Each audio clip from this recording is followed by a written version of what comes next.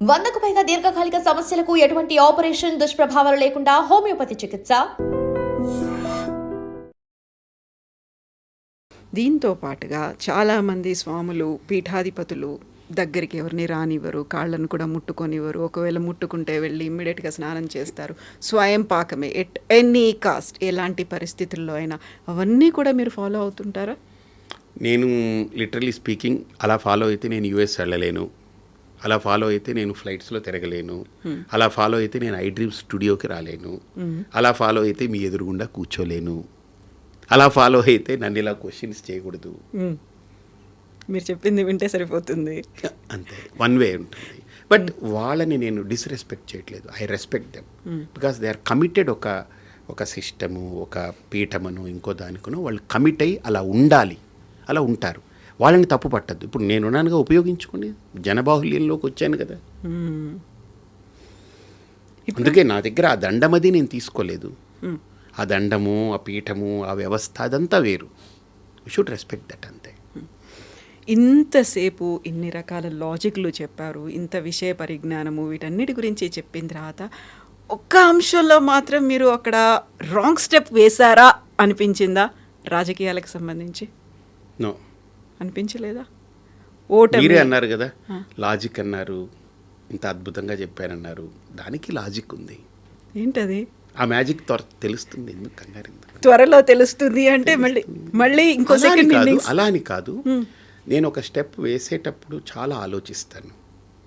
ఎందుకంటే ఇంత R&D వస్తువుల మీద, వ్యక్తుల మీద, దేశాల మీద, సమాజం మీద చేసేవాడిని నా మీద నేను ఆలోచించుకోలేనా? ఎందుకు నేను వెళ్ళాలి, నాకు అవసరం ఏంటి అని ఆలోచించుకున్నా. నా ప్రశ్నలకి, నేను వేసుకునే ప్రశ్నలు నా మీద ఈ భూమి మీద ఎవడు వేయలేడు. ఎంత కసి నా మీద ఉన్నవాడు కూడా నా మీద అన్ని ప్రశ్నలు వేసుకోలేడు. నేను అన్ని ప్రశ్నలు వేసుకుంటాను. ఎందుకంటే అంత వేసుకుంటేనే నాకు ఆన్సర్స్ వస్తేనే నేను అడుగు వేస్తాను. దానికి సరైన ఆన్సర్లు వస్తేనే అడుగు వేస్తాను. కాబట్టి రాజకీయం అనేది ఒక గొప్ప వ్యవస్థ అమ్మా, ఒక గొప్ప వ్యవస్థ. మీరు నమ్ముతారో నమ్మరో, మిగతా దేశంలో రాజకీయాలన్నీ పక్కన పెట్టండి. మన తెలుగు రాజకీయాల్లో ఇద్దరు ఇప్పటికీ ధ్రువతారులు. ఇద్దరు, ఒకటి రాజశేఖర్ రెడ్డి గారు, రెండు ఎన్టీ రామారావు గారు. వాళ్ళని తలుచుకోని వ్యక్తి అంటే మైనస్లన్నీ పక్కన పెడదాం. ప్రతి వ్యక్తిలో ఏదో మైనస్లు ఉంటాయి, పక్కన పెడదాం. వాళ్ళిద్దరినీ మనం చూసి తెలుసుకోవాల్సింది ఏంటంటే, ఎన్టీ రామారావు గారి గురించి నేను మాట్లాడలేదు. నేను అరకులో కొండల దగ్గరికి వెళ్ళా ఒకసారి. కొండ ప్రాంతంలో అరకులో వెళ్దామని వెళ్తే అక్కడ ఉన్న వాళ్ళు ఒక మాట అన్నారు, మాకు బియ్యం తినడం తెలియదండి. బియ్యం తెలియదు మాకు. వాళ్ళు వెదురు బొంగుల్లో ఉండేవి లేదా అవి ఇవి ఏవో తినేవారట పాపం. వాళ్ళకి బియ్యం తినాలంటే ఏదో పెద్ద పెళ్ళయ్యి ఎవరెవరో ఏదో ఇస్తే తెచ్చుకొని వండుకొని తినేవాళ్ళట. కానీ మాకు దేవుడండి ఎన్టీ రామారావు. కిలో 2 రూపాయలకి ఇచ్చి మేము బియ్యం తింటున్నామండి ఇప్పుడు అని చెప్పేటప్పుడు కూడా, మేము బియ్యం తింటున్నామండి ఇప్పుడు. ఎన్టీ రామారావు వాళ్ళండి దండం పెట్టాడు. నాకు అనిపించింది, ఒక వ్యక్తి దేవుడైపోయాడు అన్నం పెట్టి. ఆయన ఇంట్లోది ఏం పెట్టలే, ఆయన సంపాదన ఏం పెట్టలేదు. కానీ సమాజానికి ఒక ముఖ్యమంత్రి స్థానంలో ఒక వ్యక్తి కూర్చుంటే, ఒక సంకల్పం ఉన్నవాడు, ఒక సజ్జనుడు ఒక వ్యక్తి కూర్చుంటే, ఒక్క సంస్కారంతో ఎన్ని లక్షలు కోట్ల మంది కడుపుల్ని ఆయన నింపేశాడుగా ఒక్క సంతకంతో. ఇది ఆయన చేశాడుగా. అదే రాజశేఖర్ రెడ్డి గారు ఆరోగ్యశ్రీ అని పెట్టాడు ఆయన. నిజంగా చెప్పాలంటే ఆయనకి దండం పెట్టాలి మనం. ఆయన ఏమండి రామారావు అలా చేశాడు, ఈయన భ్రష్టు పెట్టాడు, రాజశేఖర్ రెడ్డి ఇది తిన్నాడు. ఏమిటండి మాట్లాడితే? ఎవరినైనా మాట్లాడచ్చు. చేసిన మంచిని మాట్లాడదాం. మనం మనుషులం కదా.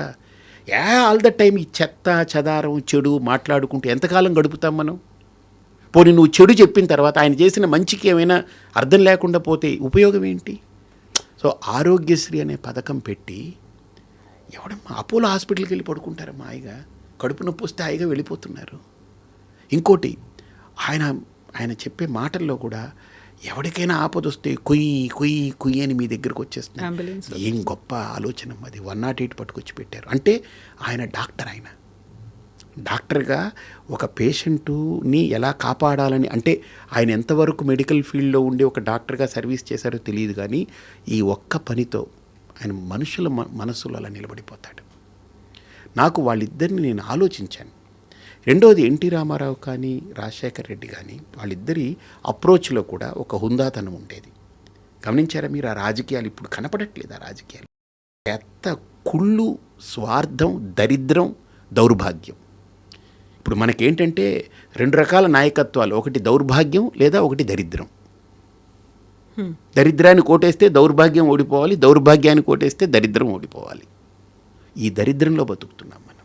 ఇలాంటి పరిస్థితుల్లోనే దౌర్భాగ్యం, దరిద్రం, కుళ్ళు ఇలాంటివి ఉన్నప్పుడు మీకు అక్కడ ఒక స్పేస్ ఉందనుకుంటున్నారా? ఆ స్పేస్ చుట్టూ ఉండదమ్మా, ఉండదు. నేను ఒకటి నేర్చుకున్నా, మన ఇంట్లో బూజు కొట్టాలంటే బూజు ముందు మన నెత్తి మీద పడుతుంది. అవునా? అంతేగా నేను ఎక్కడో ఉండి బూజు కొట్టలేను కదా. అంటే ఏమో రిమోట్ ఫ్యూచర్లో ఎలా వస్తే ఒకప్పుడు బూజు కర్రతో బూజు కొట్టేవాళ్ళం. ఆ ఉపమానం చూస్తే ఫస్ట్ బూజు ఎక్కడ పడుతుంది? కొట్టేవాడి మీదనే పడుతుంది. పడని, ఐఎమ్ రెడీ. దాన్ని క్లీన్ చేయాలనుకున్న నా నెత్తి మీద పడితే కూడా నేను ఆస్వాదిస్తా. తర్వాత కడుక్కుంటాం, ఏముంది.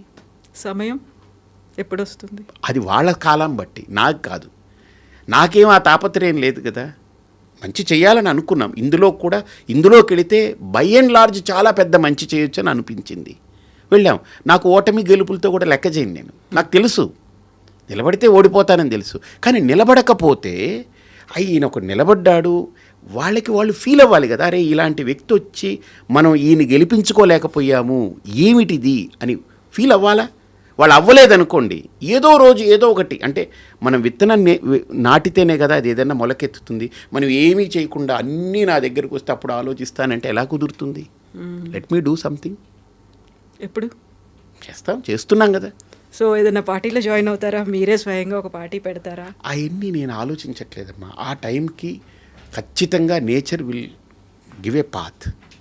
బాగుండాలి, సమాజం బాగుపడాలి, వీళ్ళకి మంచి నాయకత్వం రావాలన్నప్పుడు నేచర్ ఎవరో ఒకళ్ళని, నన్నే కాదు, ఒక గొప్ప నాయకుడిని ఆ సమాజం యొక్క సంస్కారానికి తగ్గట్టుగా ఆ నేచర్ కూడా అది ఇస్తుంది. అది ధన్యవాదాలు స్వామి. మళ్ళీ మీరు చెప్పినట్టుగా మీ శ్రీపీఠమే కాదు, ఆ తర్వాత మహాశక్తి యాగం, ఆ తర్వాత మీరు స్వయంగా వంట చేసి పెడతా అన్నారు కాబట్టి అది కూడా ఉంది, అది కూడా ఉంది. 3 ఒకేసారి రండి. తప్పకుండా మీరు వస్తే ఇప్పుడు మా అమ్మగారు అనుకుని చక్కగా మీకు అన్నీ పెడతాను. మా అమ్మగారికి కొన్ని ఇష్టమైనవి కొన్ని ఉంటాయి. She very choosy. మీకు పెడతాను తప్పకుండా. రండి. తప్పకుండా. ధన్యవాదాలు. And for more videos, please subscribe to iDream. Please subscribe to iDream. Please subscribe iDream. And please subscribe to iDream. For more videos, subscribe to iDream. please like, share and subscribe to the channel. Congratulations, iDream. Subscribe to iDream. Subscribe to iDream.